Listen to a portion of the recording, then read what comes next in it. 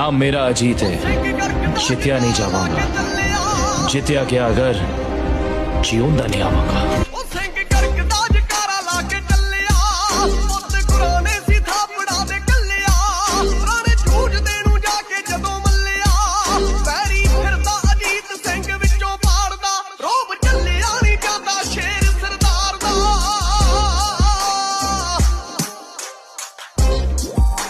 गुरु पिता जी, मैं भी वड्डे वीर वांग जंग च जावांगा।